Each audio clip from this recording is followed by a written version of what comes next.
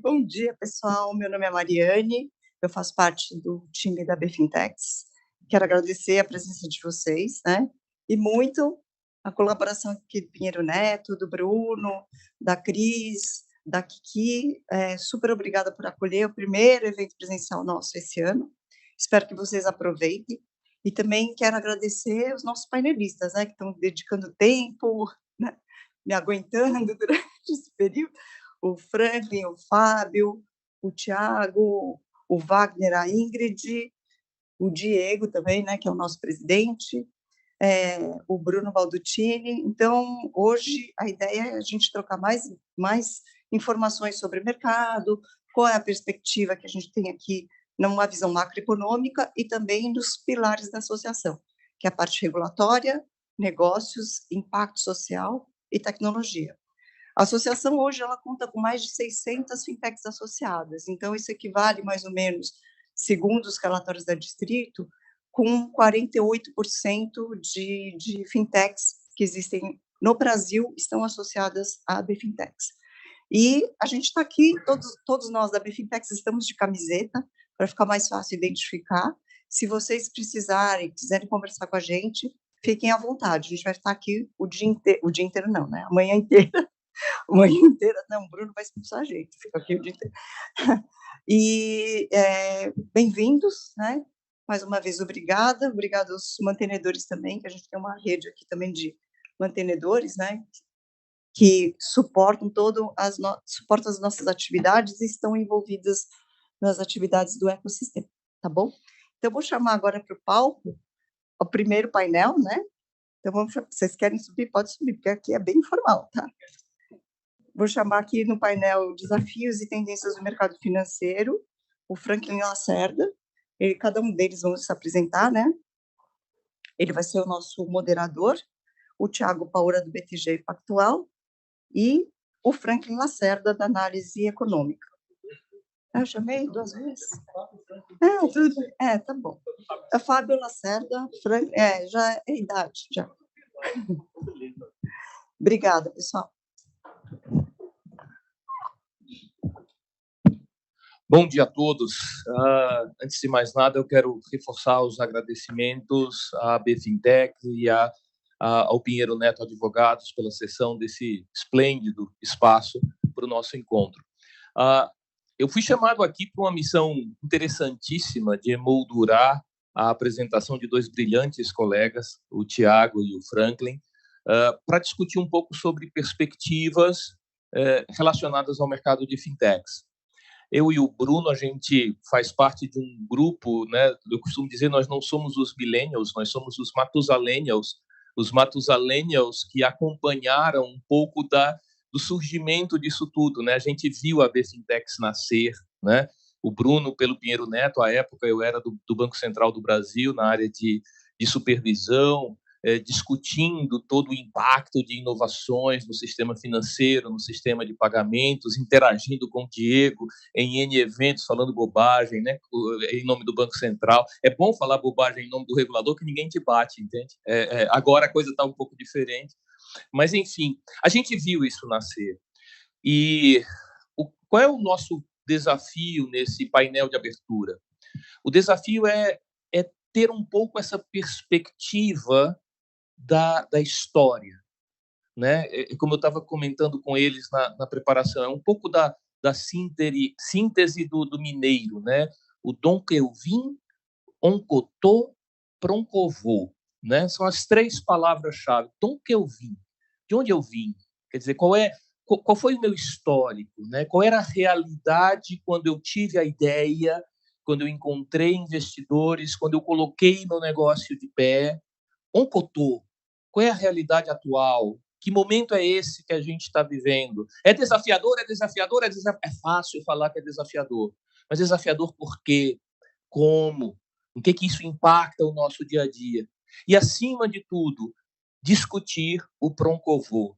Qual é o futuro? O que o futuro nos reserva a partir de agora? E vejam que eu comecei falando uma palavra mágica que é perspectiva. E sempre que eu dou aula sobre o tema de inovação, eu começo com uma fábula hindu a fábula dos cegos e do elefante. Os cegos que queriam conhecer o que é um elefante, mas eram cegos de nascença, e eles se dividem. Cada um vai apalpar um pedaço do elefante para formar uma opinião sobre o elefante. Aquele que apalpa, que tateia as pernas, diz: o elefante é simples, parece um pilar, uma coluna. O que tateia a orelha diz: não, parece um abanador. A barriga é uma parede, o marfim parece uma lança, e assim por diante. E o que eu sempre discuto é: percebem?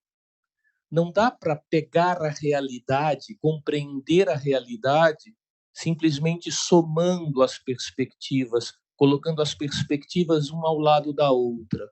A gente precisa ir além das perspectivas e entender que esse elefante não é uma parede de pedra sobre pilares com uma cobra no nariz e abanadores na orelha e uma corda no rabo, não. Ele é um ser vivo que se movimenta, que caminha, que depende de alimento e assim por diante. Então, o grande desafio nosso é apresentar as nossas perspectivas sobre fintechs e construir junto com vocês, junto com a AB Fintechs, essa visão de realidade sobre esse grande bicho, esse grande elefante, esse grande movimento vivo que é o ecossistema de fintechs no Brasil e no mundo. Tá bom? Beleza, falei demais. Né? Como você... É mal da família Lacerda, né, Franklin? Mal da família Lacerda. A família Lacerda tá em maioria aqui, tá, Tiago? Mas deixa eu já provocar, então, vocês dois. Dom Kelvin. Como é que vocês enxergam esse processo? Né? Quer dizer, o que foi o ecossistema de fintechs no Brasil? Né? Eu diria, desde meados da década passada, o início da década passada, mais especificamente. O Bruno vai lembrar bem do caso Fairplace, que foi lá pelos idos de 2010, 2011. Né? Vamos lá. A coisa começou em meados da década passada. O que foi esse momento de crescimento, eu diria, de florescimento do ecossistema fintechs, a revolução fintechs, lá nos dizeres do livro do Bruno, né? Não do Baldutini, o outro Bruno. E, então, de onde eles vieram? Quer dizer, como é que vocês enxergam esse crescimento? Já podem emendar, quer dizer, como é que essa onda vira, né? E falar um pouco do momento atual. Como é que vocês enxergam o passado e como o passado se voltou para o que nós temos hoje? Franklin? Tiago? Tiago, primeiro os mais jovens, por favor. Bom, obrigado.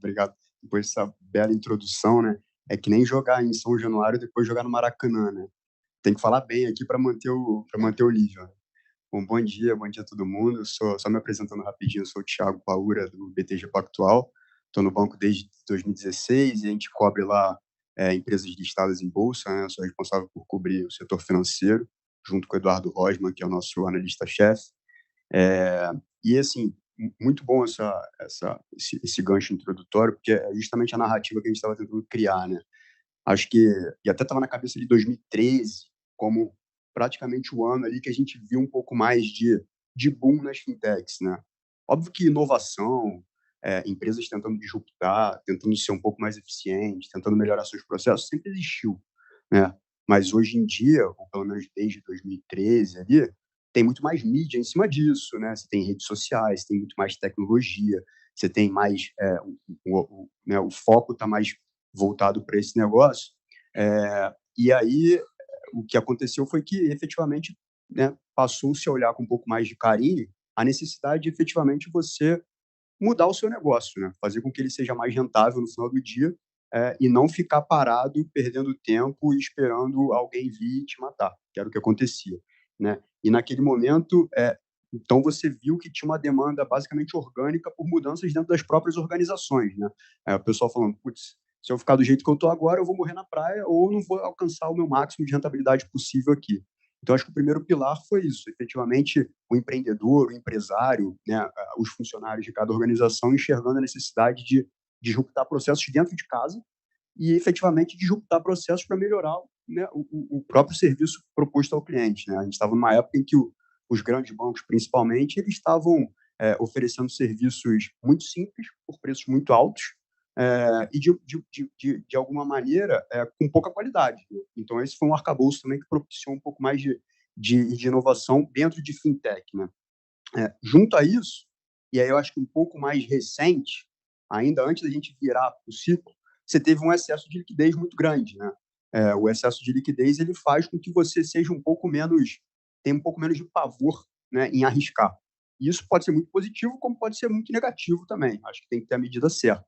Então, o excesso de liquidez foi efetivamente um propulsor, né, para grandes inovações e para novas fintechs surgindo, né? E o terceiro ponto que eu acho que é importante destacar é o próprio regulador, né? Acho que a agenda de regulação ela ficou ela, né, foi melhorando ao longo do tempo.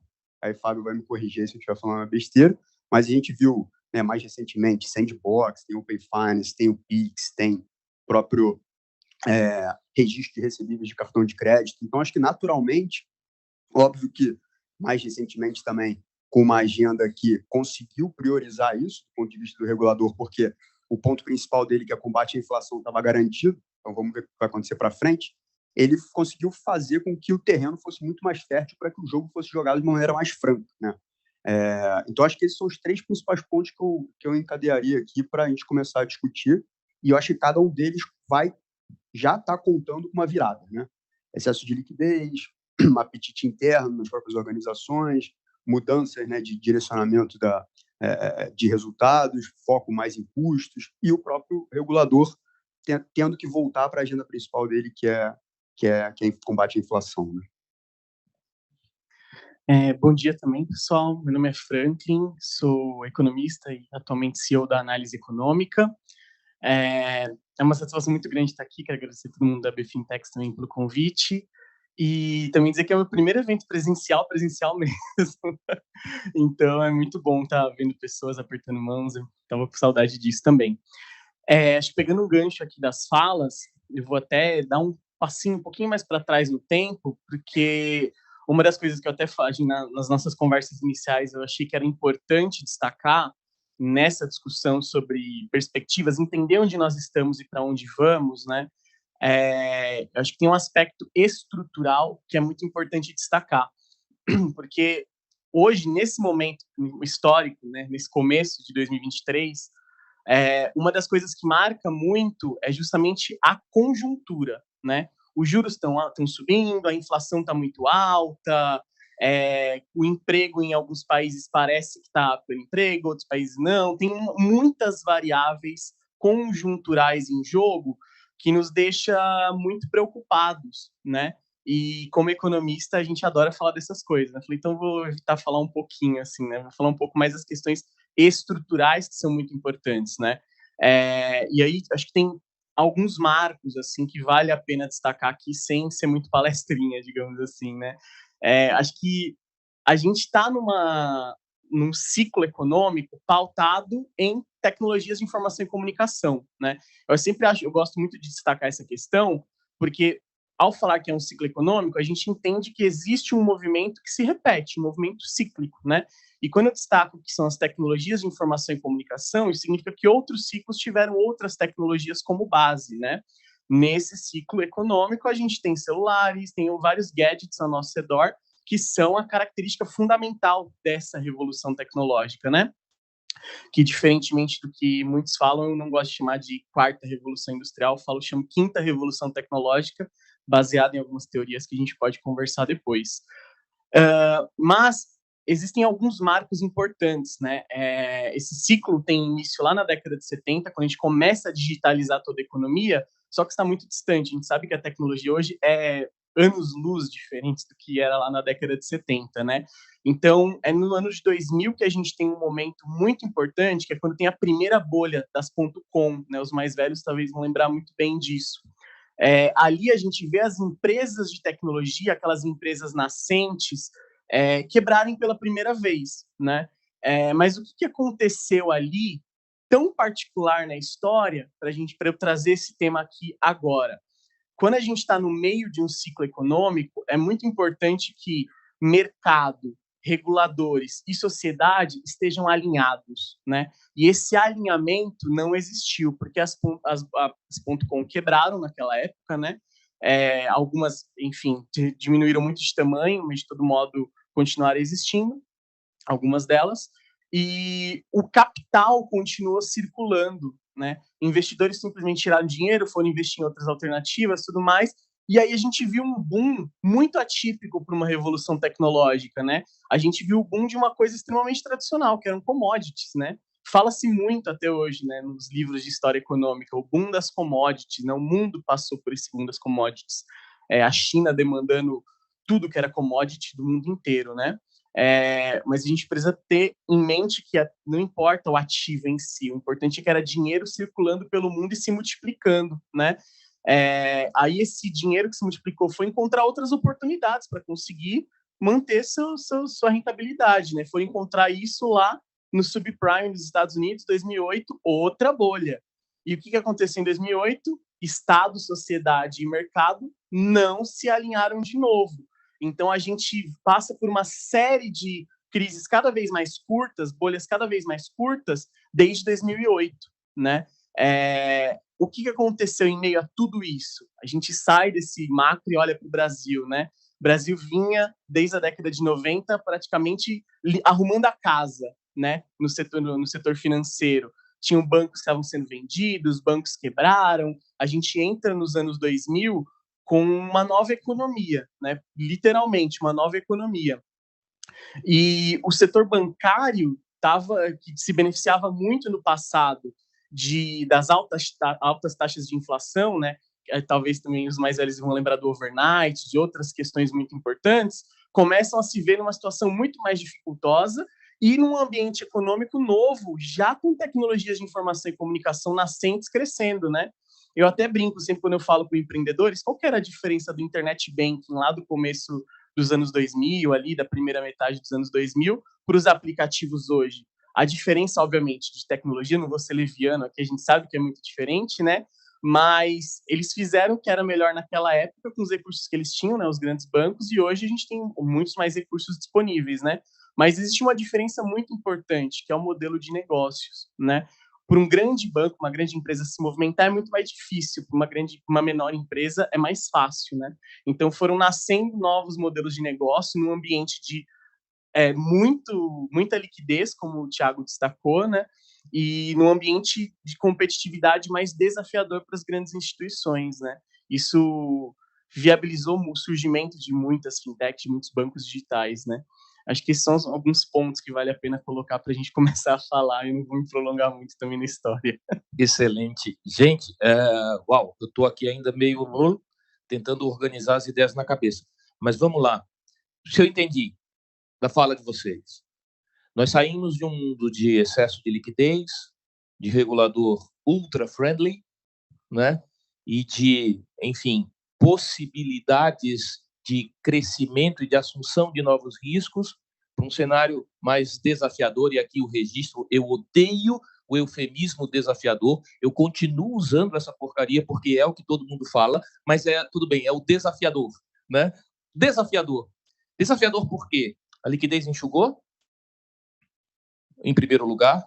Em segundo lugar, o regulador que antes dizia, não, eu sou amigo de fintechs porque fintechs me ajudam a aumentar a competitividade no sistema financeiro, eu incentivo, eu trago as fintechs de crédito para o meu perímetro regulatório, eu favoreço, né, eu costumo dizer, não o sandbox, eu trago as fintechs de pagamentos para a praia, para que elas brinquem à vontade, engrossem o couro, se alguém morrer afogada, tudo bem, não tem problema, nem vai fazer muita falta, mas é o que? Isso é um sandbox generalizado, é o mercado que fica abismado com aquele Banco Central que cria a agenda BC+, depois a agenda BC Hash, e depois esse regulador que diz, não, calma, same risks, same rules, então calma, precisamos aplicar Basileia em fintechs que conglomerizaram, né? Olha, real digital, tudo bem, real digital, é inovação, mas veja, eu não posso deixar o banco quebrar, então eu não vou ter CBDC de varejo, eu vou ter o depósito tokenizado, que é para garantir que a vida dos bancos continue tal qual está. Você começa a ver um pouco de mudança de postura do regulador, eventualmente um pouco menos pró-concorrência, um pouco mais de defesa do status quo. E, por outro lado, eu acho que o terceiro elemento, antes dava para brincar à vontade, agora o cenário macro, e aí entra tudo que a gente já sabe, né? Quer dizer, conjuntura pós-pandemia, durante guerra na Ucrânia, etc, etc, etc. O cenário agora é diferente. Então, menos liquidez, regulador menos friendly, conjuntura econômica desafiadora. Fala para mim, esse é o cenário atual, como é que vocês enxergam o porvir, né? o pronto-voo? Quer dizer, qual é o grande desafio agora, como viver esse momento peculiar na história recente de fintechs, né? E como que agora eu vou me posicionar. E tem um detalhe a mais. Você falou dos incumbentes e você, Franklin, em outro momento também falou de big techs, né? De alguma coisa que chama big techs. Eu falei do Bruno Baldutini, mencionei o Bruno Diniz, vou falar do Bruno Loyola. Cadê o Bruno Loyola? Está lá, que é o meu grande papa de Open Finance. Cara, estava eu aqui no prédio do Banco Central da Paulista. Primeira vez que eu coloquei meu pé para fora daquele prédio para falar sobre Open Banking, à época, não foi numa associação de bancos. Foi na FEComércio de São Paulo, no comitê de e-commerce. E aí você vê Mercado Livre, que é uma big tech latino-americana, emitindo sua cripto, né? Você vê o WhatsApp, Grupo Meta, entrando pesado no mercado de pagamentos. Quando você olha as big techs asiáticas em confronto com as big techs ocidentais, você vê as big techs asiáticas integralmente no sistema financeiro de pagamentos, provendo créditos, seguros, opções de pagamento, etc, etc, etc. Incumbentes que deixaram os bancos aquela postura de deixa crescer, quando crescer eu vou lá e compro, que era a postura sem... Não vou adjetivar, porque senão corro o risco de ser grosseiro, mas, enfim, aquela postura, deixa crescer que depois eu compro, para uma postura de opa, vamos trabalhar junto e deixa que eu vou inovar, o corporate venture capital e etc, etc. Enfim, a liquidez reduziu, o mercado econômico está mais... O ambiente macroeconômico está mais desafiador, o regulador menos amigável, o ambiente competitivo mais complicado. Esse é o cenário, como viver nesse cenário, como crescer nesse cenário, o que me espera lá na frente. Acho que é um resumo bom, e eu só juntaria isso mais um item que é a mudança de hábito do próprio consumidor, que permeia tudo que você está falando, e eu não sei se ele é o propulsor ou se ele é a consequência de tudo isso, né? Mas eu acho que, se você pensar um pouco da reação dos grandes bancos, não é só de ser reativo ao mercado que está crescendo, que eles não estão controlando, mas é de ter medo de perder base de cliente, no final das contas, por um outro mercado que está crescendo também. Então, assim, você comentou, né, e-commerce fazendo serviço financeiro, isso é por conta de demanda do cliente. O cliente ficou em casa 2, 3 anos, mudou seus hábitos, né? Tem um physical muito menos presente, um digital muito mais presente, né? Então, isso é um ponto importante também. O ponto da liquidez, sem dúvida, é um ponto que, de novo, como o Frank estava comentando, é cíclico, né? Em algum momento ela enxuga, em algum outro momento ela vai ser abundante, e normalmente, quando ela é abundante, tem crise, que foi o que aconteceu agora, que foi o que aconteceu em 2012, foi o que aconteceu em 2008, foi o que aconteceu nos anos 2000. Você pensar, durante a pandemia, só de auxílio federal, municipal, estadual, o americano médio ganhava muito mais do que o americano que estava empregado. E aí, o que aconteceu com esse dinheiro? Excesso de liquidez no mercado de capitais. Por isso que você teve estouro do índice S&P, no máximo, que é o Ibovespa americano, criptomoedas bombando, e aí, eu só, né, não estou entrando no mérito se é um ativo bom ou ruim, mas foi uma forma de atrair capital por uma rentabilidade que não existia no mercado tradicional, porque os juros naquela época foi para muito baixo. E os juros muito baixos propiciou, efetivamente, você ser um pouco mais arriscado no mercado de investimentos pessoais e no mercado de investimento corporativo também. Por isso que a gente viu Venture Capital levantando dinheiro como nunca levantou antes, né? Então, assim, cenário de onde é que a gente está, acho que é um bom resumo. E futuro, já estamos vendo algumas algumas coisas acontecendo, né? Como o Franklin comentou, o pessoal está um pouco mais comedido com gastos, né? Então, teve nos últimos meses, você abre o jornal, toda semana tem layoff de alguém, né? Big Tech demitindo, coisa que era inimaginável há um ano atrás, assim, nunca teve um movimento desse, né? Você pensar em Google, em Amazon, Facebook, enfim. Então, o pessoal está um pouco mais comedido nesse sentido. Eu acho que vai ter um pouco de consolidação, né, que já está acontecendo. O próprio C6 ele fez ele recebeu um aporte do JP Morgan no final de 2021. O Nubank comprou a Easyinvest, né? A Guia Bolsa foi comprada pelo PicPay. Tudo bem, tem alguns movimentos que são de próprias fintechs mais maduras comprando fintechs mais novas, né? Que vai acontecer também, porque dentro desse mercado de fintechs que começou há 10 anos atrás, você tem umas que já são mais maduras, que geram caixa e que tem um modelo de negócio mais robusto para enfrentar a crise que está por vir, que vão efetivamente ser vencedoras de uma possível consolidação, né? E o outro ponto é os próprios bancos. Os bancos, quando você fala, né, como o Fábio comentou, o Banco Central está menos bonzinho. Por trás tem lobby dos bancos grandes. Isso é óbvio, né? Ninguém é ingênuo de não acreditar nisso, né? Então, os próprios bancos grandes, eles estão no movimento de, calma aí, né? Vamos ser um pouco mais responsável aqui, porque o cenário para frente é mais adverso, né? Se você quiser criar uma crise sistêmica, está propício a se criar, se você não tiver regras mais fortes, e eu vou te ajudar a você regular um pouco melhor esse mercado. Mas ele ajuda preservando um pouco do market share dele, né? Então, assim, você pode ter até os próprios grandes bancos voltando a adquirir, né? Você está vendo o Itaú com um pouco mais de apetite, o Bradesco um pouco menos, um cenário um pouco mais desafiador pelo perfil de cliente que eles têm, mas, enfim, eu colocaria algumas avenidas nesse sentido, né? O regulador, a gente não consegue falar muito o que ele vai fazer, mas, ao que tudo indica, ele está menos pró-competição, mas está tentando, da maneira dele, fazer um arcabouço que seja muito bom para todo mundo, né? Inclusive para a sociedade. A sociedade tem uma mudança de hábito clara, né? As fintechs que estão mais preparadas tendem a ser compradoras ou vendedoras, né? Compradoras das que estão mais enfraquecidas. E aqui, até o Fersen, que é um chairman da GP, fala que hoje em dia não é mais um mercado de unicórnio, né? Esse mercado de unicórnio é quase uma palheteria mexicana que já ficou para trás. É mercado de camelo, né? A sua empresa tem que estar preparada para durar 3 anos numa seca que você não sabe mais qual que é. De novo, por quê?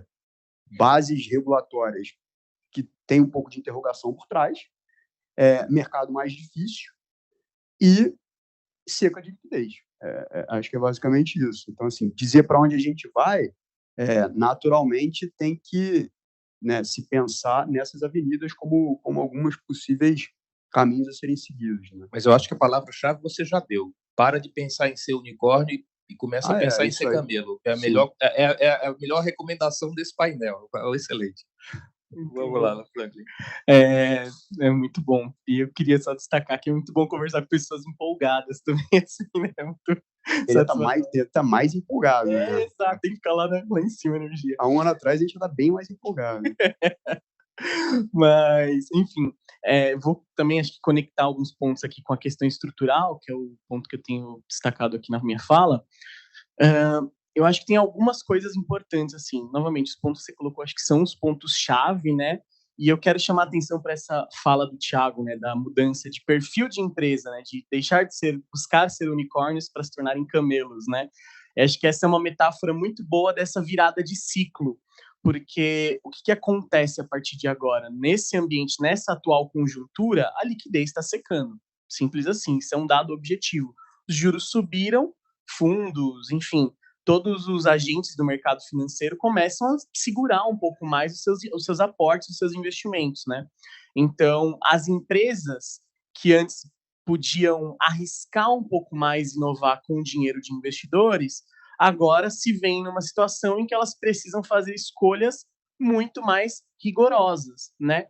E isso é ótimo, isso é bom, porque é um sinal de amadurecimento do mercado, né? Na linguagem dos ciclos econômicos, a gente gosta sempre de falar que esse momento que a gente está se chama intervalo de reacomodação. E eu acho essa expressão fantástica, porque é a ideia mesmo de todo mundo se acomodar novamente, né? Falei de um tripé, né? Estado, mercado e sociedade. É o momento de todo mundo entrar na mesma página, né? O que os consumidores estão buscando, o que as empresas estão ofertando e quais são as regras desse jogo, né? Como todo mundo dialoga, se resolve conflito, enfim, se acerta nesse jogo, né? Então esse é o momento que todo mundo aqui vai se ajustar, vai sentar, entre aspas, na mesa para definir as regras e começar a trabalhar conjuntamente de forma mais vislumbrando esse novo contexto, né? E nesse ambiente, a saída é um momento de sinergia, é um momento em que todo mundo volta a ganhar, né? Mas volta a ganhar numa realidade muito diferente, né? A gente volta a gerar mais empregos, a inflação cede um pouco mais, os juros ficam controlados, todas as variáveis macroeconômicas voltam a ser favoráveis, e a gente conversou também no nosso bate-papo inicial que eu acho muito importante, nós como economistas, não só ficar jogando, vai melhorar, mas para empreendedores no geral, né, que tomam decisões importantes de negócio, dizer quais são as variáveis, né, para vocês estarem atentos também, né. E eu acho que a variável chave aqui é o momento em que nós tivermos clareza do encaixe entre o avanço dessas empresas e a infraestrutura e as questões institucionais. O que eu quero dizer com isso? A gente viu durante a pandemia, por exemplo, parecia que, nossa, todo mundo vai bombar agora, a economia digital vai crescer, vai ter um monte de empresa digitalizando, a realidade agora é todo mundo dentro de casa, e ficou aquelas expectativas super, a gente fala, um overshooting praticamente de expectativas, né? Mas a realidade é outra, né? Nós somos seres sociais, a gente quer estar junto mesmo, né? Então, beleza, isso já estava na nossa vida, os celulares, os aplicativos e tudo mais, mas nós também queremos sair de casa e nos movimentar e encontrar uma maneira dessas coisas conversarem, né? Dessas coisas interagirem. E é nesse contexto, né, nesse ambiente, que a gente vê as empresas começando, contratei funcionário demais, acho que agora eu vou ter que começar a dar uma segurada aqui. Meus resultados não estão tão bons quanto eu esperava, os investidores começam a ficar preocupados também, dar uma segurada, cobrar um pouco mais, e a gente começa a ver do lado das próprias empresas uma mudança de avaliação, né, dos seus próprios resultados, das próprias expectativas com os resultados dos negócios, né? Então, isso, novamente, dentro de um ciclo totalmente natural mesmo, né? Mas dentro dessa nossa realidade que é diferente dos ciclos anteriores, né? E é por essa razão que a gente começa a ver, então, essa mudança de um ambiente competitivo, como o Fábio e o Thiago destacaram, né? O ambiente fica um pouco mais selvagem, já não é mais um oceano azul como era há 10 anos, como era há alguns anos atrás em alguns segmentos específicos, né? Passa a se tornar um oceano um pouquinho mais avermelhado, né? Um pouco mais competitivo. E do ponto de vista das grandes empresas, acho que só para tocar nesse último ponto também, eu gosto muito de observar que lá na década de 80, e aí os livros de história econômica ajudam a gente a perceber isso muito bem, quando a gente começou a liberalizar o capital no mundo, teve um movimento muito forte de grandes empresas criando bancos, né? Então a gente via quais eram as grandes empresas daquela época, Banco Volkswagen, Banco Toyota, um monte de banco, né? De empresas tradicionais, que não era o seu core fazer operação financeira, essas coisas do tipo, né? Ceder crédito e tal. Só que eles tinham muito caixa, né? O que a gente vê agora? É a história se repetindo, né? Grandes empresas, aí tem vários termos para isso, né? Embedded Finance, Beyond Banking, por aí vai, né?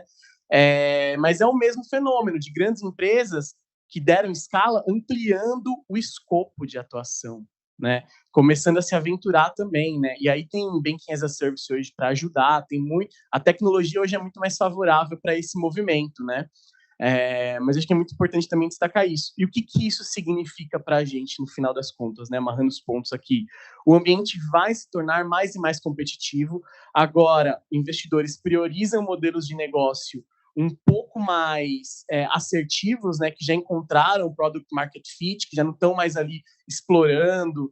O perfil de inovação muda muito, deixa de ser uma inovação mais exploratória, de perfil mais disruptivo, mais radical, em alguma medida, passam a ser inovações mais incrementais, perdão, E isso favorece as grandes empresas, que muitas vezes já têm uma estrutura muito mais de absorver inovação do que criar inovação, né? Acho que esses são desenhos importantes para a gente ter em mente, assim. E só, se eu puder, só para complementar rapidinho, um ponto importantíssimo que você tocou, Frank, que é uma outra coisa também, o horizonte de investimento, de tempo para os investimentos diminuiu. Então, quando você pensava em fluxo de caixa descontado há 2 anos atrás, com a taxa de juros perto de 0 no mercado americano, era uma coisa, agora você está com taxa de juros perto de 7. Né? Então, o fôlego do investidor para aturar uma empresa que não gera caixa ou que não dá lucro, acabou, né? Diminuiu muito. Né? Então, acho que esse é um outro ponto importante também. Concordo que empresas que são grandes e tentaram se aventurar por essa questão de serviços podem ser grandes vencedoras no final das contas. Agora, tem outro tipo de disrupção que não é o de serviço, que é no mercado um pouco mais tradicional e muito provavelmente muito provavelmente não, com certeza um mercado de spreads maiores, que é o mercado de crédito. Né? E as empresas que se aventuraram no mercado de crédito ainda não se provaram. Né? Na verdade, tem um grande desafio aí de empresas que ainda não sabem operar o mercado de crédito. E crédito não é desembolso. Crédito é desembolso, acompanhamento e coleta. Né? Então, você desembolsar um valor para uma contraparte é mole. Você acompanhar o ciclo inteiro e ver esse negócio voltando é mais desafiador. Teve empresa que se balizou aí no próprio central de recebível, né, que é o caso da Stone, para tentar fazer um tipo de crédito diferente, que ainda não funcionou. Né? Tem uma oportunidade na mesa? Tem, mas eu acho que ainda volta naquele ponto de talvez as bases não estejam muito bem definidas e enraizadas do ponto de vista de regulação, de como operar, de quem é minha contraparte, avaliação de risco mais tradicional vis-à-vis uma avaliação de risco um pouco mais evoluída, que precisa maturar, né? E faz parte do ciclo. Né? Eu queria pegar daí, Tiago, eu acho que você trouxe alguns pontos fundamentais para o encerramento aqui do nosso painel. Primeiro, de novo, falar sobre essa questão do deixar de querer ser unicórnio e desejar ser camelo. E como é que agora, passando um pouco da minha visão do meu antigo chapéu de regulador, sim, a postura do regulador mudou em relação aos novos entrantes. O regulador já trata os antigos novos entrantes como incumbentes. Então, essas fintechs aqui presentes são incumbentes agora perante o Banco Central. Não são mais novos entrantes que precisam ser paparicados. Mas esse regulador que mudou de postura não mudou num aspecto essencial, que é o de continuar favorecendo a inovação. E assim, nesse deserto que a gente vive, eu enxergo um oásis muito claro, que é efetivamente conseguir enxergar as conexões de todas as coisas. Não é mais simplesmente discutir revolução dos pagamentos, a eletronização dos pagamentos, discutir Open Banking, Open Finance, discutir mundo cripto. Não. Agora é fazer sentido na conexão de todas as coisas. Como eu opero nesse ambiente open, de crescente tokenização da economia, com experiências de tokenização de ativos financeiros tradicionais, inclusive, e a prevista tokenização da própria moeda fiduciária, como eu navego nesse mundo em que, efetivamente, eu tenho uma renovação do modelo tradicional com uma participação mais importante dos incumbentes. Os incumbentes não foram tão inovadores quando a revolução fintechs começou, mas agora, nesse ambiente, os incumbentes começam a colocar o pé, e colocar o pé com uma perspectiva bastante interessante, quer dizer, vejam, eu sou mais confiável do que eles, porque eu tenho mais reputação e mais experiência. E mais, eu tenho mais experiência no mercado regulado. E aqui eu vou encerrar com uma outra analogia. Quando eu saí do Banco Central, entrei na KPMG, me perguntaram, o que você veio fazer aqui? E eu disse, eu vim ser caçador de elefantes brancos. O elefante branco, ele era um presente do rei da atual Tailândia para os seus súditos prediletos, e era um presente literalmente de grego. Por quê? Porque o elefante branco era um animal sagrado. A cultura deles diziam que eles haviam nascido junto com Buda. E por ser um animal sagrado, ele não podia trabalhar, ele não podia produzir absolutamente nada, ele simplesmente tinha que ser cuidado pelo seu dono. O dono tinha que alimentar, lavar, cuidar, sem obter nenhum benefício. E quando eu disse que quando cheguei na KPMG eu seria caçador de elefante branco, foi exatamente por conta disso. Gente, sim, o regulador não os trata mais como novos entrantes, os trata como incumbentes, exige modelos de gerenciamento de riscos, é rigoroso com modelos de prevenção à lavagem de dinheiro, exige compliance, exige responsabilização, exige gestão do risco de terceiros, exige tudo que ele exige para um banco. Isso é bom para você. É isso que vai te fazer ser um camelo. Não trata essa regulação prudencial como um elefante branco que eu tenho que gastar dinheiro para cuidar sem nenhum benefício para mim. Entende que essa regulação de gestão de riscos, de compliance, de cuidado com a sua marca, de cuidado com aqueles que prestam serviços para você, é o que, em última análise, pode fazer de ti um camelo que vai passar bem por esse deserto da falta de liquidez, da maior concorrência, do ambiente macroeconômico desafiador. Tá bom? Infelizmente, a placa do fim já apareceu. A gente não tem tempo para perguntas e comentários e, em nome do painel, agradeço a atenção de vocês e, como feliz moderador desse painel, peço que vocês me acompanhem numa salva de palmas para esses brilhantes painelistas.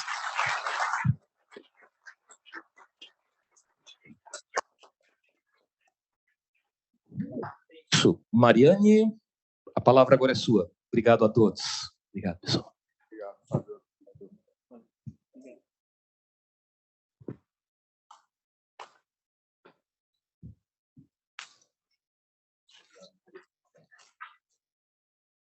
Chocolate, não joia salvita.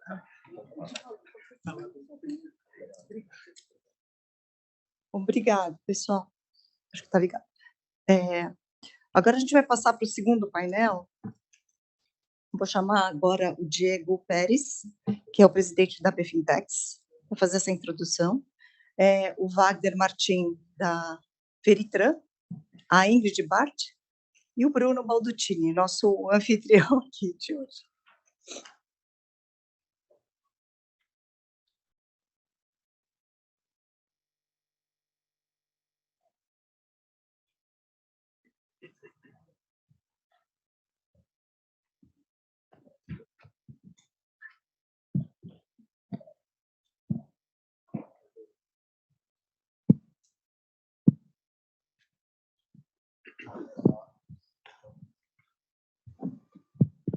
Olá.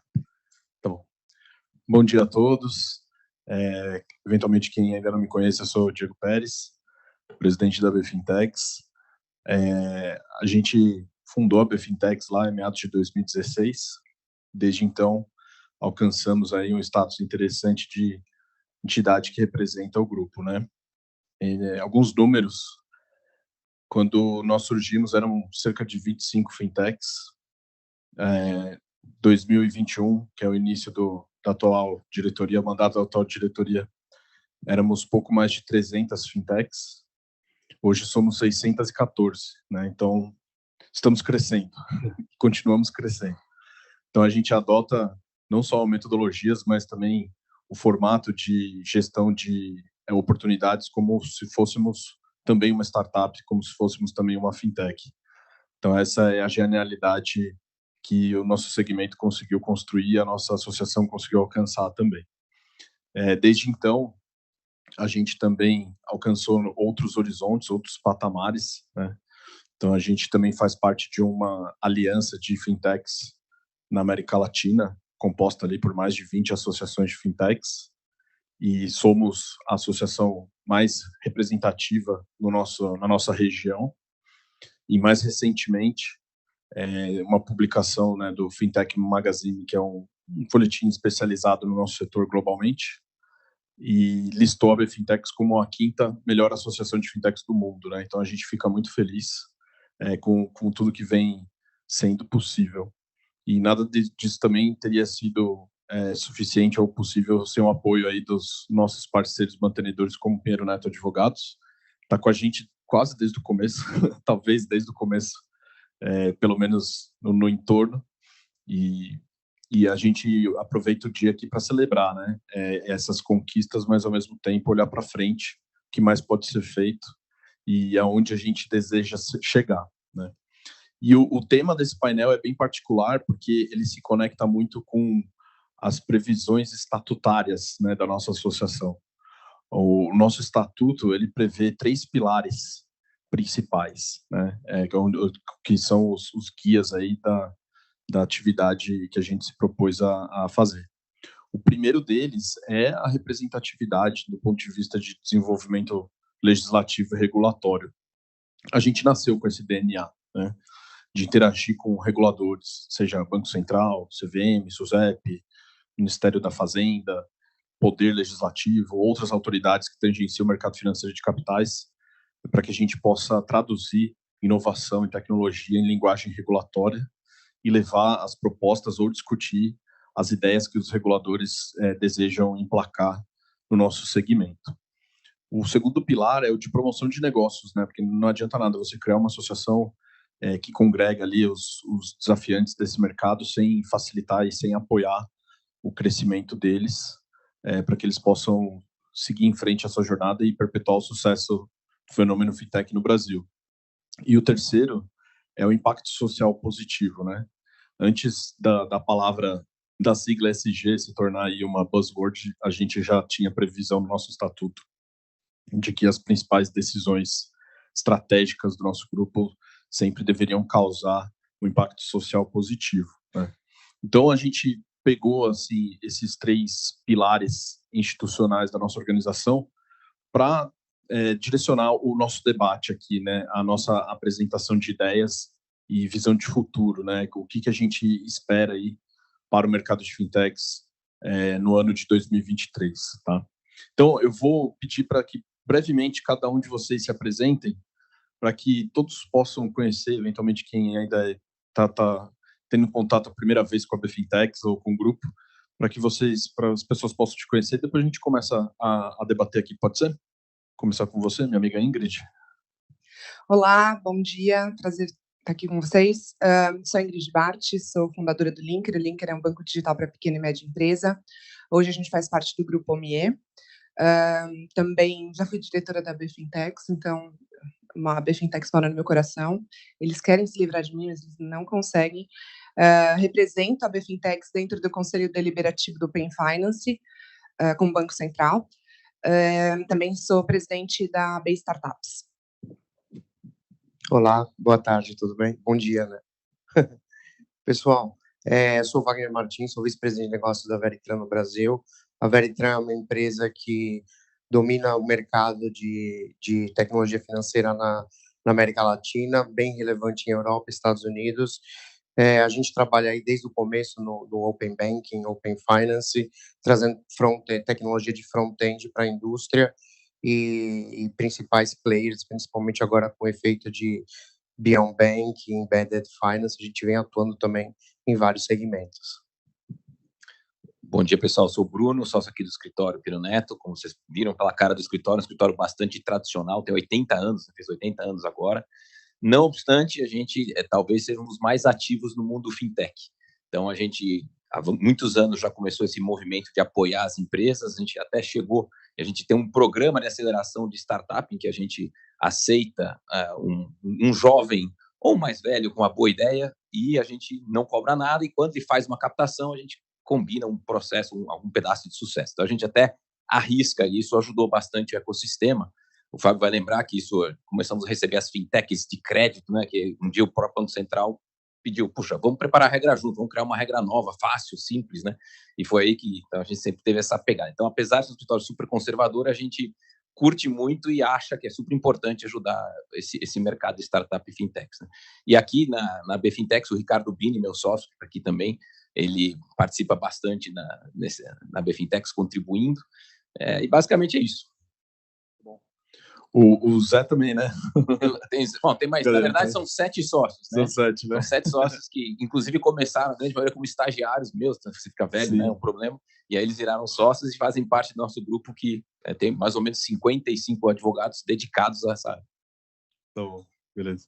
Bom, para a gente começar aqui o nosso debate, o primeiro pilar da estatutário da BFintex é a representatividade com foco regulatório, desenvolvimento legislativo também, né?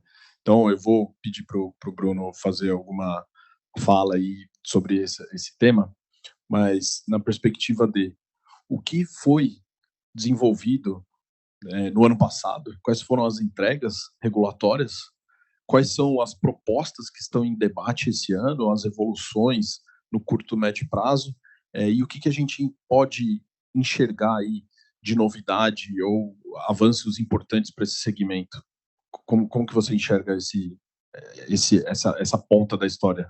Claro, acho que fazendo uma referência ao que o Fábio falou anteriormente, né? De fato, a gente tinha um volume de regras que eram emitidas, que eram regras simples e que incentivavam a entrada dos novos players, as IPs, as SCDs, né? E, de fato, acho que dentro do Banco Central, acho que o Fábio pode confirmar, são vários bancos centrais, né? Então, primeiro departamento de normas, olha, vamos criar regra simples, vamos criar competição. E aí, de fato, funcionou. Tanto que, né, um exemplo aqui é a BFintex. E aí, algumas dessas empresas cresceram muito, e aí fala, puxa, aí vem o outro departamento da fiscalização e fala, vamos com calma aqui, porque tem gente grande demais com pouca regulamentação. Então, o movimento pendular, né, sai da regulação para a fiscalização, e aí a gente está numa fase da fiscalização dando feedback, e aí isso gera normas novas para tentar, né, aprimorar, segurar o sistema, que eventualmente vão ser um pouco exageradas em alguns pontos, vão voltar de novo para o meio. Então, é esse movimento natural, né? A gente está nesse movimento agora de subida de regulação. E isso, se você trabalha na área e é advogado, você percebe que você quase não tem tempo mais para dormir, porque o Banco Central emite normas quase diariamente, numa quantidade absurda, com uma complexidade maior, né, e que é difícil acompanhar. Então, se nós, que temos uma equipe de 50 advogados, dedicamos a isso, temos dificuldade para tentar acompanhar, imagina o jurídico, né? Imagina o empreendedor. Então, isso que eu ia falar. Imagina o empreendedor. O empreendedor é que provoca para essas normas saírem. Então, assim, é uma grande dificuldade. Então, eu fiz aqui uma lista, a lista é tão grande que eu priorizei só os 10% mais importantes, para vocês terem uma ideia do volume, né? Então, o que nós tivemos do ano passado e que tem efeitos esse ano e as novas regras? Então, assim, em linhas gerais, né, acho que já foi mencionado, novas regras prudenciais, então isso transforma a necessidade de capital e patrimônio. Tem regras que são de entrada paulatina e tem regras de fato como capital, por exemplo, de uma IP pré-paga, ela vai ser mais benéfica do que ela é hoje. Então, tem várias mudanças, então isso já é um grande complicômetro, mas regras de ajuste no patrimônio líquido, isso é importante, porque as empresas vão ter que excluir alguns desses ativos que eram considerados como parte do patrimônio, a marca, o ágio. O Banco Central, seguindo regra bancária, fala, olha, esses ativos não são ativos, mas não são líquidos, então a gente vai pedir para vocês tirarem. Então, isso tem um impacto de curto, médio prazo já agora. Isso dá bastante trabalho e refaz um pouco a necessidade de gerar receita mais rápido, enfim, isso, junto com esse momento de camelos, né, é um momento mais complexo.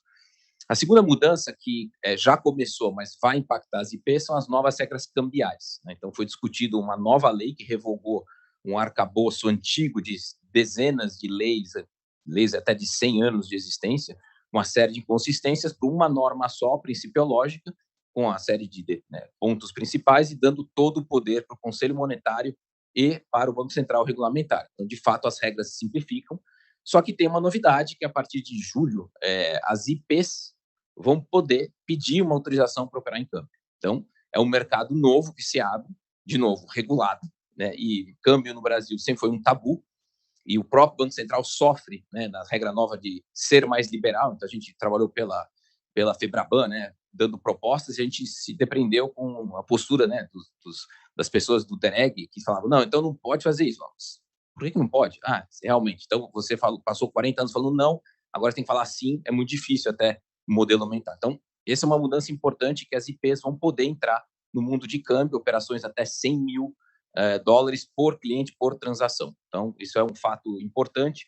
E, junto com isso, tem aquele modelo do EFX, né, que você consegue fazer câmbios consolidados para compra de bens ou serviços no exterior, e foram incluídos ativos digitais e jogos e apostas. Então, Esse é um novo mercado que dificilmente os incumbentes, os grandes incumbentes, conseguem entrar, até pela sua própria estrutura, o custo de estrutura é muito difícil entrar nesse câmbio de pequena monta, alto volume. Então, acho que é uma área interessante. Uma mudança importante também, o novo decreto do PAT, né?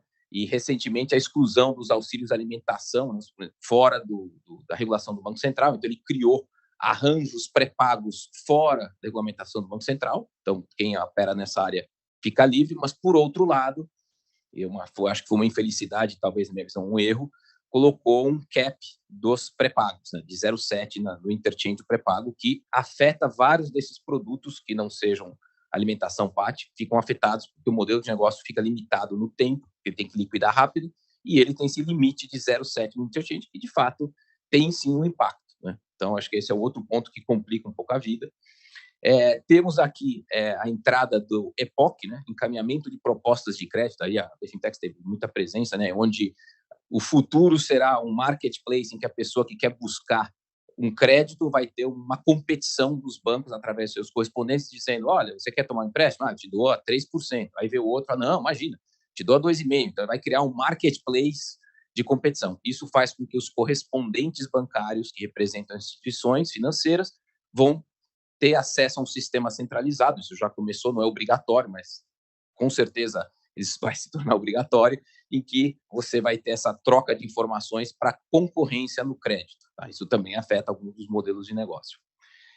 Uma mudança importante também, as SCD, Sociedades de Crédito Direto, né, que são aquelas instituições financeiras leves que podem emprestar sem alavancagem, empréstimo capital, elas passam a poder operar como PISPs, né, prestadores de serviço de iniciação de transação de pagamento. Então, hoje as SCDs oferecem empréstimo, financiamento, oferecem conta de pagamento, oferecem cartão de crédito, e agora ela pode oferecer essa outra característica de iniciar pagamentos no Open Finance, através do Open Finance, hoje via Pix, mas eventualmente durante o ano, DOC, TED, eventualmente boleto, não sei se eles vão continuar com boleto. Outra coisa que existe, as IPs pré-pagas, que operavam antes de 21, que foram criadas na regra antiga, naquela regra liberal, que, olha, começa a operar quando você alcançar a volumetria, você entra com o pedido. No final do ano passado, vencia o prazo e todas que estavam, inclusive abaixo de uma volumetria específica, tinham que entrar com o pedido. Acho que o Banco Central, o DEORF, né, que o departamento fez conta, percebeu que era perto de 100 e poucas IPs que teriam que entrar, a infraestrutura do Banco Central não daria conta, então eles mudaram a entrada obrigatória de novo até 29, então ele mudou de novo. Então, quem tinha uma IP que estava abaixo da volumetria, que no final do ano tinha que entrar no Banco Central independente da volumetria, fica dispensado com base em novas volumetrias que vão até 29. Pode ser uma vantagem, mas pode ser uma desvantagem, porque ele fica fora de alguns benefícios da parte regulatória. Outro ponto importante que pode nos afetar, né, é a regulação dos VASPs, né, que são os intermediadores de ativos digitais. Então, foi feito uma lei e agora, em tese, o Banco Central será o regulador e ele vai regulamentar os VASPs, que são os meros intermediários. Em conversas, me parece que eles vão seguir o modelo de IP. Então, capital mínimo, patrimônio, regras de identificação do controlador, responsabilidade limitada do controlador e, provavelmente, ele vai juntar as IPs com essa atividade. Então, começa a ter uma convergência, um pouco foi dito, né, de outras atividades. Então, a negociação de cripto poderia também, eventualmente, ser feita por uma IP, por uma instituição financeira ou por uma entidade independente. Então, nasce aqui um novo nicho de negócio dessa convergência. Lembrando, né, que o modelo tokenização, o modelo stablecoin, ele esbarra bastante nisso. Então, acho que é outra área interessante que durante o ano vai ser regulamentado. Tivemos mudanças no Pix, teve uma discussão grande de terceirização de serviço de Pix, em que teve uma postura muito conservadora do Banco Central, onde qualquer tipo de terceirização do Pix, então aí afeta o Bank as a Service, né, ficou proibida. Aqui o escritório, nós, com todo respeito, batemos forte no Banco Central, questionando a forma com que eles tinham criado a regra foi mudada de novo, então hoje ela é um pouco melhor, e modelos em que nem a parte é regulada. Então, um exemplo, agentes de cobrança, né? Tem um agente de cobrança que cobra em benefício de alguém e recebe via Pix. Isso, no primeiro momento, o Banco Central falou, não pode. Como não pode? Isso é um mandato do Código Civil, não tem como não poder.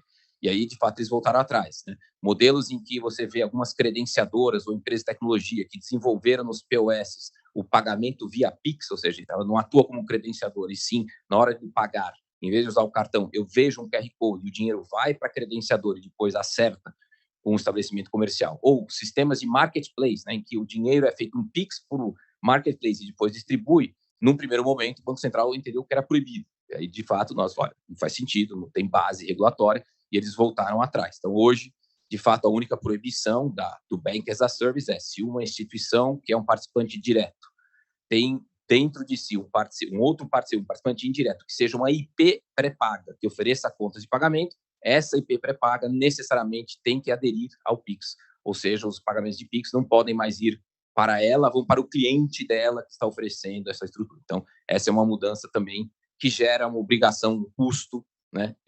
Vai um pouco na linha, né, desse movimento um pouco mais conservador. E tivemos também mudanças nas regras de recebíveis de cartão. Foram alguns aprimoramentos, né? A gente foi mencionado aqui para o Paura os problemas de Stone, né, com essa parte de recebíveis de cartão.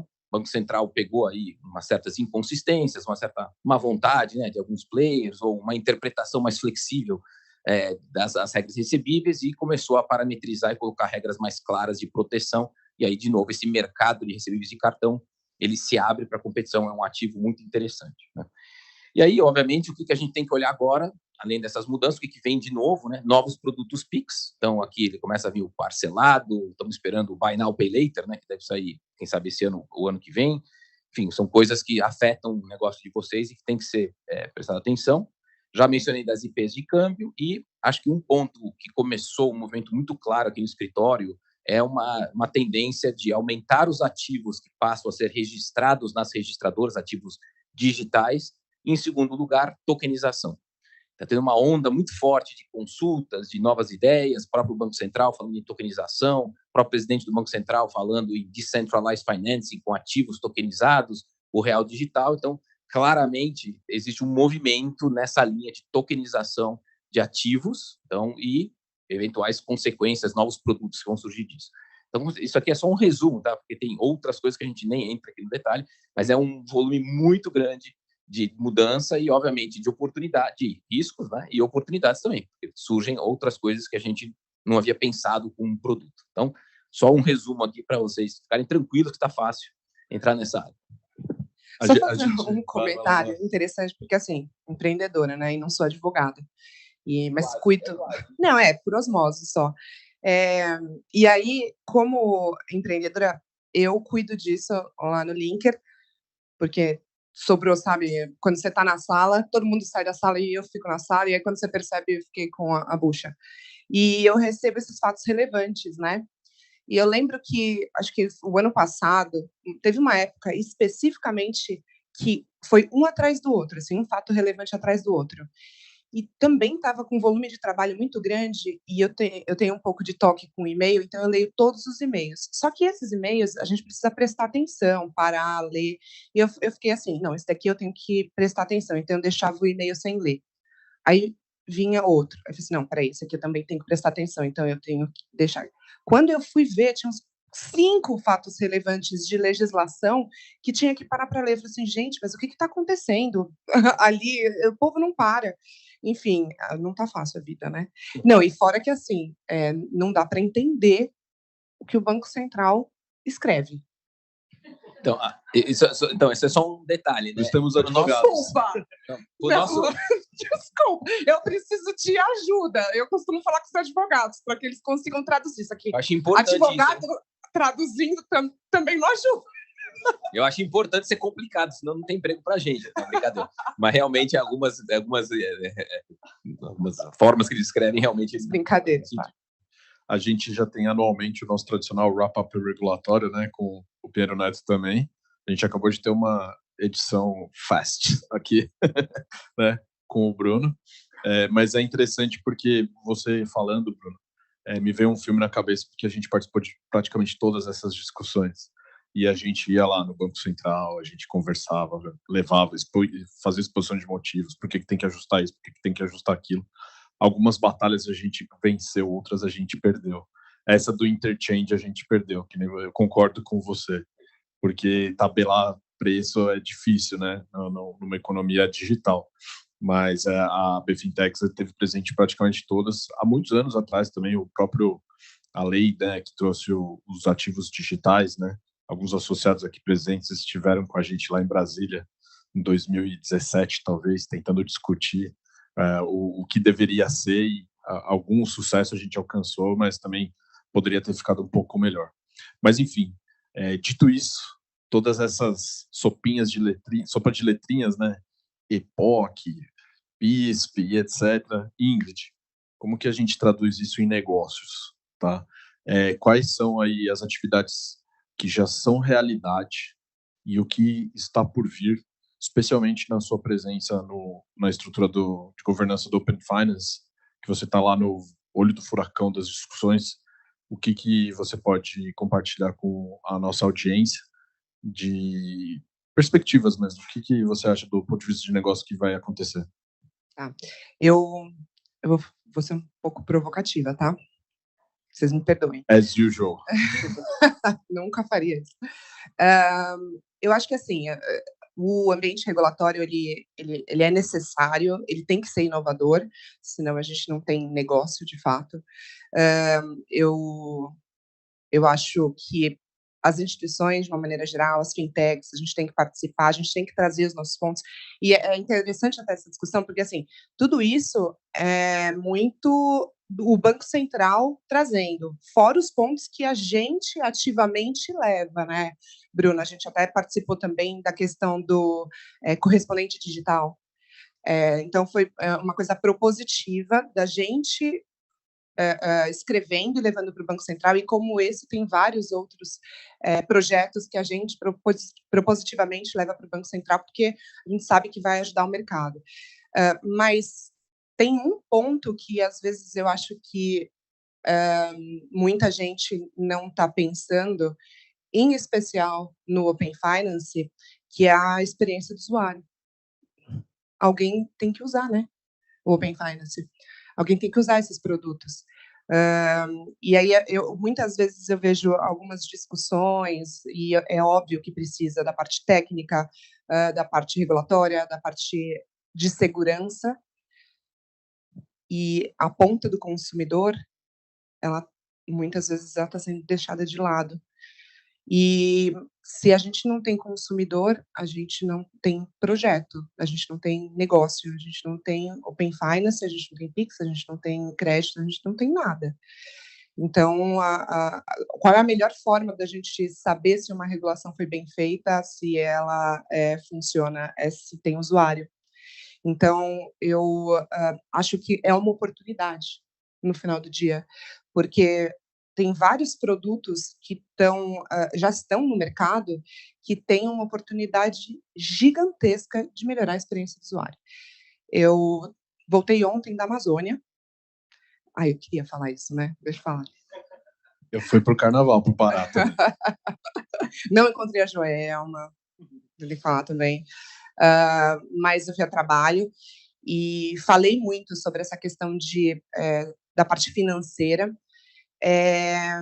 Gente, essas pessoas, elas não estão sendo impactadas por essa transformação digital, especificamente no financeiro, tá? Então, quando a gente fala de fintech, um dos principais canais de distribuição é o marketing digital. Essas pessoas estão misturando a conta PF com a conta PJ ainda. Então, muitas vezes, para a gente, é uma discussão que, nossa, tá todo mundo já passou, está cansado, né? Fintech, eu canso de ouvir aqui em São Paulo que fintech está na moda. A gente está vendo que a regulação está o tempo todo mudando, a gente até cansa, mas está na moda para quem? Para quem está inserido nesse mercado. Mas o impacto, de fato, nessas pessoas, ele ainda está sendo sentido, né? Então, nesses lugares mais afastados, principalmente dos grandes centros financeiros, que é São Paulo, basicamente, ainda não aconteceu essa revolução fintech, essa revolução financeira. E aí, pensando no Open Finance especificamente, primeiro que essas pessoas não sabem o que é Open Finance, tá? Não sabem. Elas, de novo, elas estão sendo educadas para o financeiro digital. Elas ainda estão com dificuldade de saber se elas podem confiar no financeiro digital. A pandemia veio, acelerou o digital, mas acelerou o digital da Caixa Econômica Federal, que é uma instituição de muito tempo, que é, em tese, confiável para essas pessoas. E, de novo, assim, é um mar vermelho aqui em São Paulo, no sul-sudeste. Se a gente quiser, de fato, ganhar dinheiro, e eu acho que os empreendedores todos, se eles querem, a gente precisa, de uma maneira ou de outra, encontrar uma forma de que essa experiência ela atinja esses mercados, porque essas pessoas não estão sendo impactadas pelo marketing digital. Não estão. Então, acho que é uma mega oportunidade de encontrar esse tom de voz. Como você fala com essas pessoas? Como você encontra esse tom de voz? Como é que você escala esses produtos financeiros todos, que tem uma galera, os advogados, Banco Central, as fintechs, trabalhando fortemente para ter esse impacto positivo, para trazer essa dignidade financeira, como você traduz isso para essas pessoas? Então, acho isso que com certeza é uma oportunidade. Pensando especificamente no Open Finance, a gente precisa educar essas pessoas. Eu bato, e eu já bati no Banco Central com relação a isso, tá? Obviamente que eles colocaram a culpa em mim, como empreendedora, que eu tenho que passar também essa educação financeira, mas eu acho que é uma responsabilidade da sociedade, não tem culpado. Acho que o mercado financeiro, o sistema financeiro, ele é feito por vários atores, e todos os atores do sistema financeiro têm essa responsabilidade de passar essa educação financeira, de falar sobre o Open Finance. Não precisa falar sobre a tecnologia, ninguém fala sobre o SPB para usar uma conta corrente. Então, a gente tem que falar do Open Finance, de quais são as vantagens. Esses dias eu recebi um resumo de mercado financeiro, sabe, esses de final de dia, de uma pessoa que fala sobre mercado de ações, variação, análise de empresas listadas em bolsa e tal. E ele fez uma passagem sobre o Open Finance falando assim: "Cê é louco", com essas palavras, assim, bem informal. "Cê é louco que eu vou entrar nesse negócio aí de Open Finance, porque imagina se os bancos vão ter acesso aos meus dados, imagina os bancos todos tendo acesso ao meu telefone". Amigo, os bancos eles já têm acesso ao seu telefone. Deixa eu te contar um segredo. Então, só para vocês terem uma noção, que ainda tem essa sensação de que o Open Finance é uma piscininha de dados, que vai ficar disponível para todo mundo e que eles vão lá caçar os seus dados para usar os dados ao seu bel prazer, sabe? E não é isso. Então, essa educação é super importante, porque a partir dessa educação do Open Finance, a gente tem um desdobramento muito importante chamado Data Education, educação de dados, porque a LGPD ela é super importante para empoderar o consumidor dos seus dados. Olha que bonito, né? Mas grandes poderes vêm com grandes responsabilidades. Eu estou sendo diligente com os meus próprios dados, e o Open Finance fala sobre isso.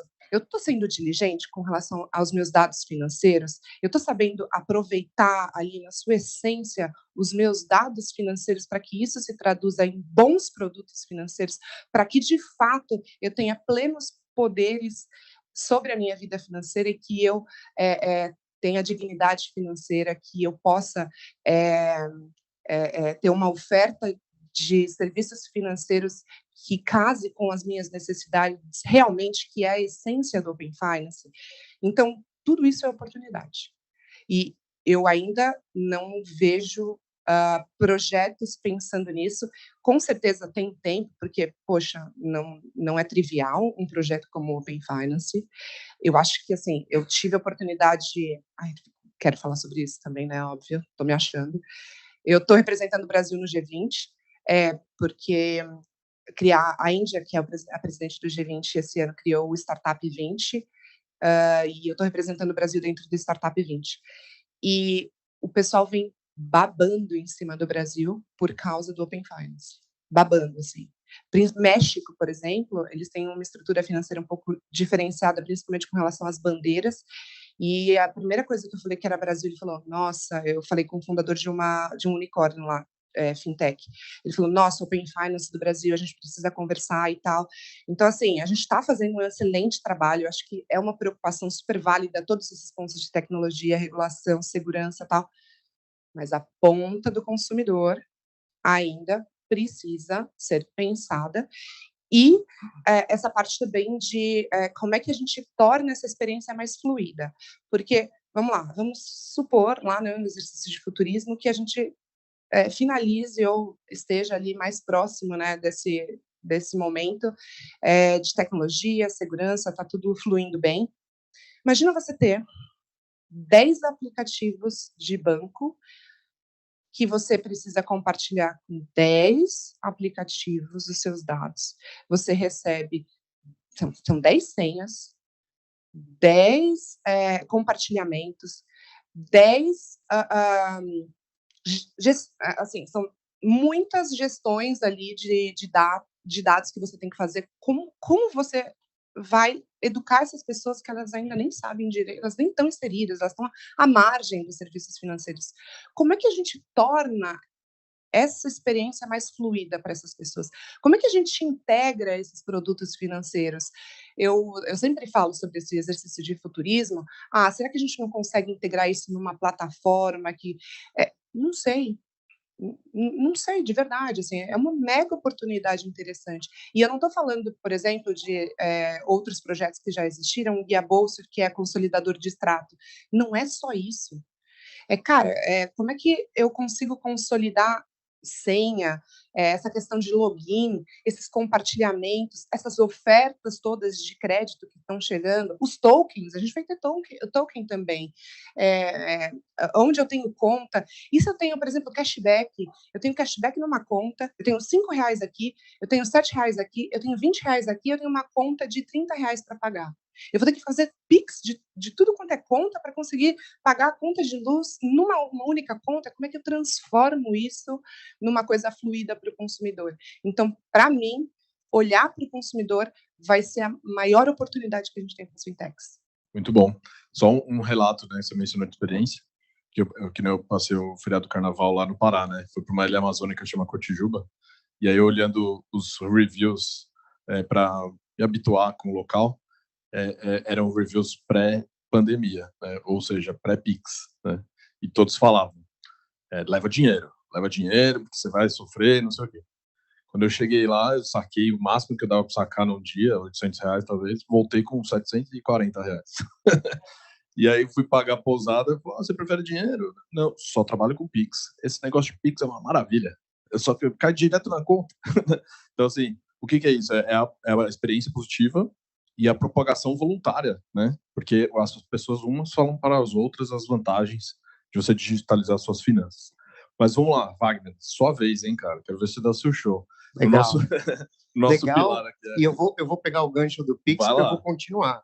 Porque eu já estive na Argentina, a Veritran na Argentina, sem dinheiro, achei um bom vinho numa loja tina e eu paguei com Pix, tá? Só para avisar todos vocês. Então, vocês entendam que se a tecnologia é internacional, antes do regulador dizer se é. Porque, com certeza, lá ele achou alguém com CPF, cadastrou uma conta numa dessas carteiras comerciais e eu paguei com Pix pro Tino, que não fala espanhol. Ok, vamos lá. Isso vocês entendem a linguagem mundial que está chegando e aonde a gente está indo. Acho que o pessoal do painel anterior já contou para a gente que nosso dia de parquinho não é mais ensolarado, mas é nublado. O Bruno colocou a catraca na entrada. Tudo bem, se a gente tiver credencial e seguir as regras, a gente entra. A Ingrid acabou de explicar onde estão as conveniências, banheiro, onde a gente pode comer e toda a infraestrutura. Agora vamos brincar. Então, quando a gente fala de Open Finance, foi muito bem dito aqui pela Ingrid, o público não entende. Mas o legal é que ele não precisa entender, ele só precisa de soluções.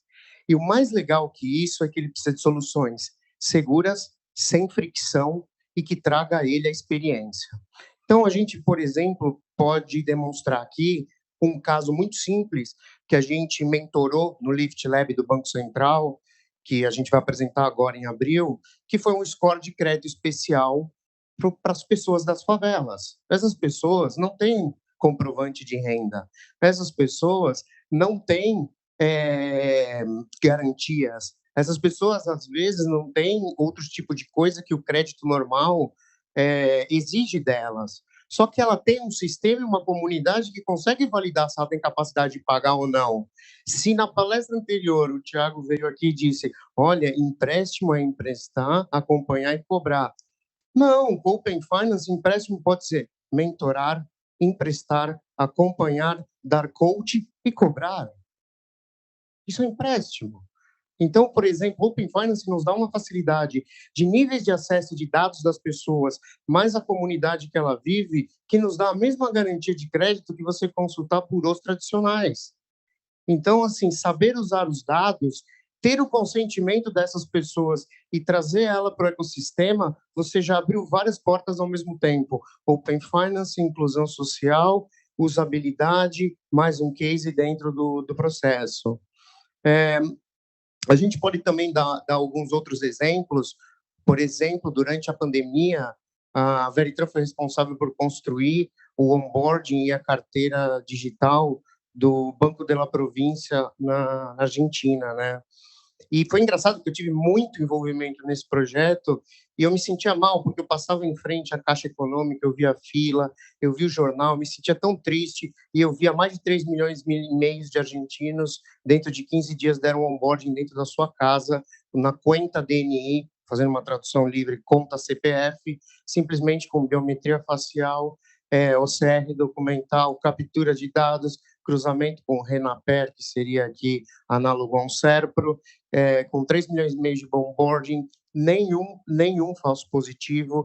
Então, a gente também consegue enxergar aí pessoas que estão dentro de um ecossistema de forma muito rápida e depois você, obviamente, pode usar isso muito a seu favor.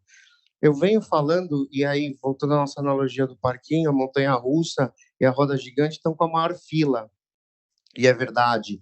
Então, quando a gente fala dos negócios já consolidados de crédito, como o Thiago falou, olha, crédito é um grande caminho, verdade, mas a fila do crédito para pessoas vulneráveis e um crédito social está vazia, ninguém foi, e é rentável, tem retorno, economia de mais de 15 bi, um PIB gigante, vocês têm noção em São Paulo que é Paraisópolis, Heliópolis, imagina o que são todas essas comunidades, e a gente já tem vários estudos que dizem que o bom e o mau pagador, ele age na mesma proporção em qualquer escala social, tá? Então, assim, não é porque às vezes o cara há 20 anos atrás tem um problema no SPC que ele não vai dar crédito. O lado ESG está muito aberto e muito carente de necessidades e ele tem recurso. E ele tem recurso porque ele se próprio retroalimenta, né? Quando a gente fala de ambiental, social e governança, se você vai para o ambiental, porque você já tem uma preocupação social. Social aumenta o leque, você pode fazer várias vertentes, mas você só olha para esse lado porque tem governança. Então, se você reclama da catraca lá na entrada, que ela te dá alguns problemas, a gente, na Veritran, tem visto muitos clientes nossos, assim, a gente passou por isso no começo se queixando de adaptações tecnológicas para poder entrar na parte que o Bruno comentou, mas a gente sempre disse, você vai se valorizar muito tendo esse nível de compliance. Você não tem ideia do que um fundo vai olhar e vai dizer, nossa, muito investida a nossa, que eu pus muito mais dinheiro, não tem esse nível de controle. Então, na verdade, a gente tem que olhar um pouco as coisas de um lado positivo, né? Então, por exemplo, tem um outro caso, e esse é um caso aqui da BFintech, que o pessoal conhece bastante, da Iniciador, que eles mostraram para nós, por exemplo, um site onde você pode doar para instituições de caridades que possam ser do seu interesse. Ele tinha 3 de exemplo, um case completo, onde você conseguiu fazer a doação e conseguiu empreender, ajudar, e isso pode, por exemplo, atender uma causa ESG de todo um empreendimento, um ecossistema, onde pode ser muito bem intermediado com tecnologia. A gente vive um momento bem legal, bem importante, porque se lá no passado, como o Franklin falou, os bancões emprestavam dinheiro porque tinham caixa, hoje as empresas olharam para o lado e falaram como vamos capitalizar essa comunidade enorme que eu tenho. E aí, entenda a comunidade como que vocês queiram, qualquer tipo de engajamento, seguidor, inscrito ou o que seja. Então, na economia social, se percebeu que, através disso, você pode fidelizar, fazer cross-selling, quebrar etapas da cadeia de valor, economizar no seu ponta a ponta. Se eu tenho Pix, para que eu pago taxa de cartão de crédito? Claro, cada um tem suas vantagens, um nunca matou o outro, e isso sempre vai coexistir. E vou além, o cheque não vai morrer. Ele ainda vai existir para alguma coisa. Ele só vai morrer o dia que o Banco Central decretar a morte dele, se um dia for decretado regularmente. Mas o importante é que o fato de hoje você dar usabilidade, UX, como a Ingrid estava conversando, meios, facilidade, não fricção, traz mais do cliente do que se você der melhores condições de pagamento. Vamos decodificar um pouco. A Ingrid comentou e foi bem dito, porque é uma coisa que eu converso bastante sobre isso. Como é o futuro? É engraçado que a gente tem uma demagogia no Brasil. Não, eu não vou abrir meus dados Open Finance. Você fala do lado do seu celular, cara. Você fala do lado do seu celular. Pode ser com ele desligado, fica tranquilo. Você não tem ideia do que tua vida é aberta. Então, assim, você é a sociedade maior aceitadora de cookies do mundo. Mas ok, vamos vencer essa barreira. Se você, hoje em dia, e ninguém percebeu isso, é sério, tem alguns movimentos, mas quem tiver um painel de consentimentos para quem consentiu o dado, por quanto tempo, para quê, por quais condições, e abrir um livre marketplace dentro da sua digital wallet ou do seu aplicativo, dizendo, é simples, comigo é a menor taxa descoberta menos 1. Ou seja, o que você descobrir aí, o que você achar e o que você abrir, dentro do meu vamos dizer assim, onde eu vou cotar, dentro do meu painel de cotação, a menor é minha. Sabe de onde eu aprendi isso? Eu não inventei a roda. Eu trabalhei 15 anos na Despegar Decolar. O que a gente faz? Painel aberto de cotação.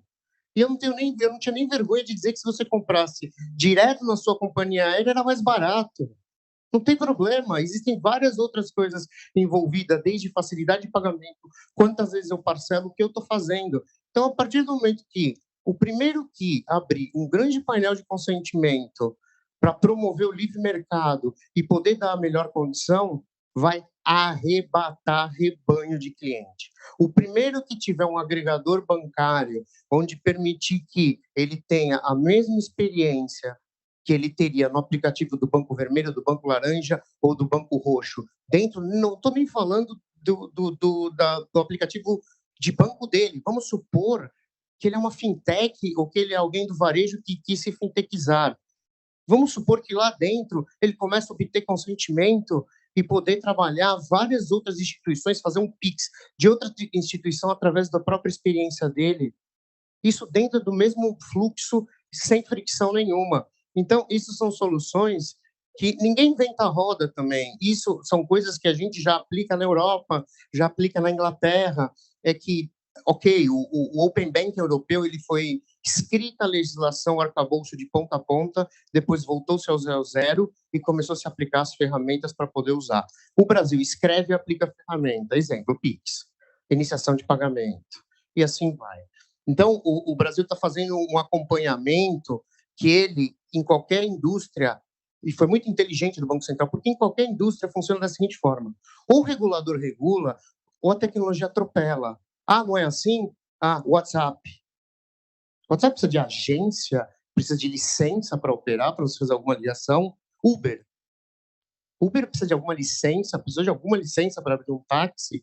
E isso acontece com os meios de pagamento. Nunca esqueçam do Pix Internacional do Tino, que não fala espanhol em Buenos Aires, que ele fez para mim. Então, é internacional? Por que não é? Eu fui lá fora e fiz uma operação. Então, o que é muito importante a gente linkar aqui é o regulador, ele está dando uma grande oportunidade, apesar, obviamente, de deveres e obrigações, como sempre acontece, mas continua com muita entrada e muita oportunidade já escrita.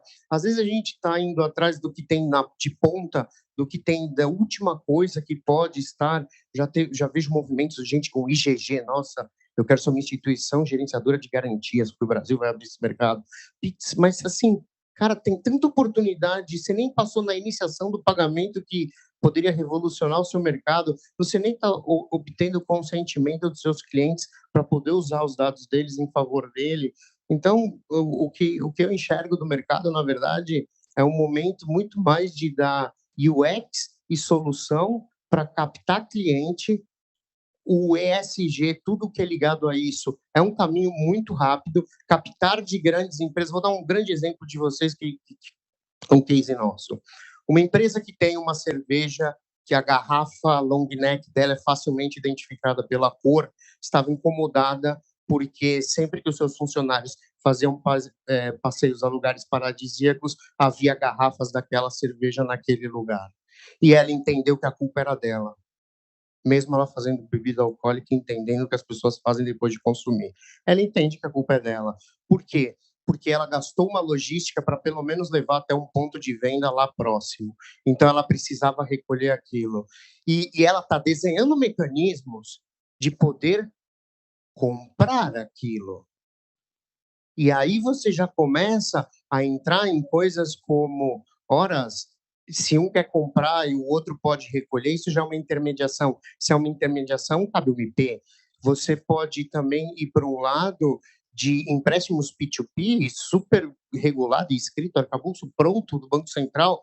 Isso não tem no Brasil, cara. Isso é uma coisa que a gente vê na América Latina, vê na Europa, vê nos Estados Unidos. Empréstimos P2P, você lança, você tem uma base onde você lança o quanto você quer emprestar de recurso, a que juros você quer, e você tem do outro lado pessoas de quanto querem captar e quantos juros elas querem. Você pode, por isso, pôr para rodar, liquida tudo por Pix, baixíssimo custo, dinheiro na mão e com score de crédito inteligente. Você tem como ter acesso aos dados das pessoas e dados muito mais inteligentes do que ela está negativada no SPC.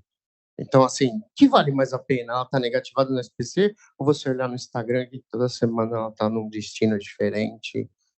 Quais são o consumo dela, o que ela compra, dados de Open Finance do que ela consome. Então, é um mercado, assim, que, assim, fazendo até uma autocrítica, uma crítica nossa mesmo dentro do sistema, do ecossistema, vamos parar de reclamar da catraca, porque a catraca só vai te valorizar e só vai te fazer entrar e dar acesso a um mundo muito exclusivo e que vocês só vão para fila grande, as pessoas só vão para fila grande, para montanha-russa e para roda gigante. Existem um mar de outras coisas rentáveis onde você pode ir se divertir da mesma forma e ter um caminho bem perene, eu diria, inclusive. É isso, gente. A gente estourou o nosso tempo aqui em alguns minutos. Não, a gente fala, né? Culpa coletiva aqui. Tá? Mas a proposta também é que as pessoas conversem aqui depois do encerramento, um rápido networking. A gente agradece aí a participação, a presença de todos, mais uma vez, Piero Neto, pelo tempo e espaço, e os associados sempre presentes, mantenedores também. É isso, gente. 2023 vai ser um ano difícil e complexo, mas ao mesmo tempo com muitas oportunidades. Estacionamento, é isso? Alguém perdeu o valet do estacionamento, é isso? Tá bom. Bom, tá avisada. É isso, gente. Obrigado, viu? Vai passar na catraca, hein?